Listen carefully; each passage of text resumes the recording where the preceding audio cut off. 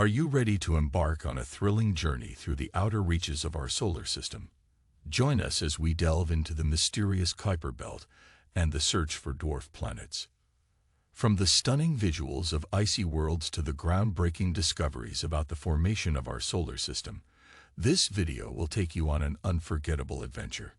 Don't miss out on this incredible opportunity to expand your knowledge and satisfy your curiosity about the mysteries of our universe. Watch now to watch the fascinating revelations about the Kuiper Belt and the search for dwarf planets. What is the Kuiper Belt? The cold, donut-shaped region, known as the Kuiper Belt, is full of icy bodies. The Kuiper Belt is a cold, donut-shaped region of icy objects that circles the outer solar system beyond the orbit of the eighth planet from the Sun, Neptune. It is similar to the main asteroid belt, found between Mars and Jupiter, in that its objects are comprised of material left over from the formation of the solar system around 4.6 billion years ago, according to NASA. The Kuiper Belt is far larger than the main asteroid belt, up to 20 times as wide, and 20 to 100 times its mass according to 9 planets. The shape of the Kuiper Belt. Like the main asteroid belt, the Kuiper Belt was shaped by the orbit of a giant planet. While the gas giant Jupiter fabricated the structure of the main asteroid belt, it was the orbit of Neptune that prevented the material from coalescing into a large planet and thus carved out the thin disk of the Kuiper Belt. Humanity is only just beginning to explore the Kuiper Belt, with just 2 spacecraft traveling out there thus far. In 1983, the Kuiper Belt region was visited by NASA's Pioneer 10 spacecraft, which crossed into the belt but didn't visit any of its worlds. It was followed by the New Horizons spacecraft, which conducted an investigation of Pluto and its companion Charon in 2015 after a decade-long journey from Earth. The spacecraft went on to visit other Kuiper Belt objects, including Arrokoth, the icy space snowman. What makes this Kuiper Belt objects interesting? There are thousands of them that we know of, and probably hundreds of thousands bigger than 62 miles, 100 kilometers, across, waiting to be discovered and measured by astronomers. Each one of them is a little leftover bit of planetary material that formed somewhere in the solar system and was placed on its current orbit by gentle nudges from the planets or even the galaxy. What can the Kuiper Belt tell us about the solar system?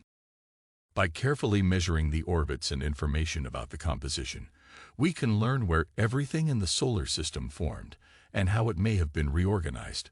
Studying the Kuiper Belt has taught us that Neptune formed much closer to the Sun than where it is today, and it migrated outward. Computer simulations have shown us that the KBOs we see today were shoved onto those orbits as Neptune moved. What are dwarf planets? Dwarf planets are worlds that are too small to be considered full-fledged planets, but too large to fall into smaller categories. In recent years, there's been a lot of hubbubs about Pluto losing its status as one of the planets of the solar system. Pluto is no longer considered the 9th planet in the series of major planetary objects, but instead is now just one of the many so-called dwarf planets.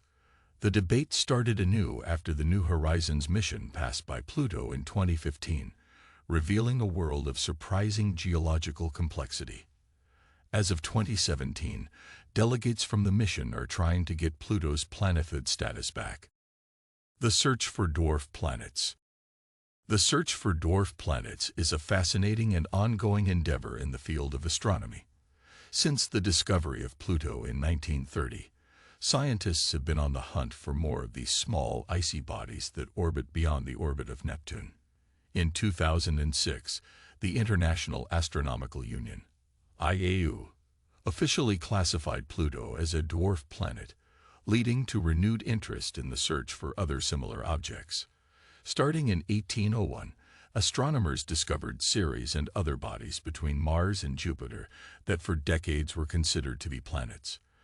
Between then and around 1851, when the number of planets had reached 23, astronomers started using the word asteroid, from Greek, meaning star-like or star-shaped, for the smaller bodies and began to distinguish them as minor planets. Pluto in 1930 Most astronomers considered the solar system to have 9 major planets, along with thousands of significantly smaller bodies, asteroids and comets.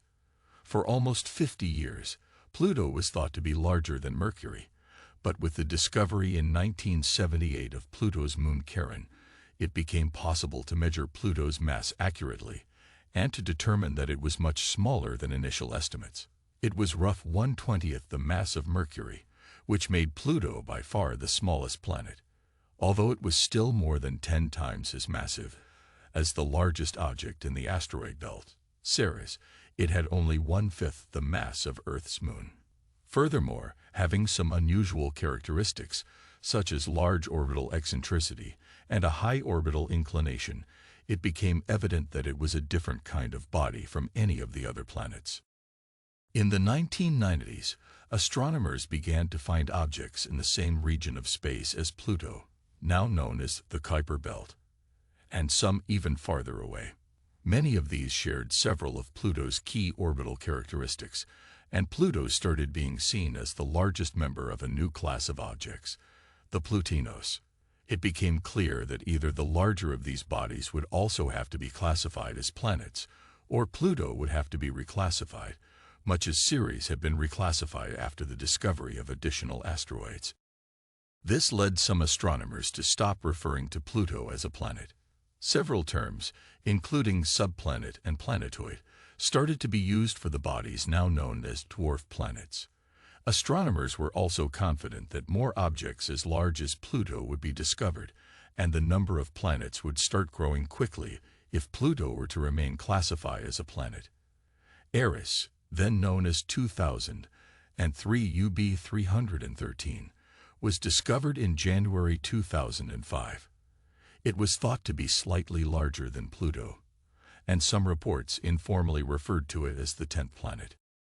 The 5 known dwarf planets so far. Ceres. Ceres is the earliest known and smallest of the current category of dwarf planets. Sicilian astronomer Giuseppe Piazzi discovered Ceres in 1801 based on the prediction that the gap between Mars and Jupiter contained a missing planet. It is only 590 miles, 950 kilometers, in diameter and has a mass of just 0.015% that of Earth. Pluto. Pluto is the most well-known of the dwarf planets. Since its discovery in 1930 and until 2006, it had been classified as the 9th planet from the Sun. Pluto's orbit was so erratic, however, that at times it was closer to the Sun than the 8th planet, Neptune. In 2006, with the discovery of several other rocky bodies similar in size or larger than Pluto, the IAU decided to reclassify Pluto as a dwarf planet. Eris. When it was first discovered, Eris was thought to be the largest of the dwarf planets, with a mass 27% larger than that of Pluto and a diameter of approximately 1,400 to 1,500 miles, 2,300 to 2,400 kilometers. It was the discovery of Eris that prompted the IAU to reconsider the definition of a planet. Further observation went on to suggest that the dwarf planet is slightly smaller than Pluto.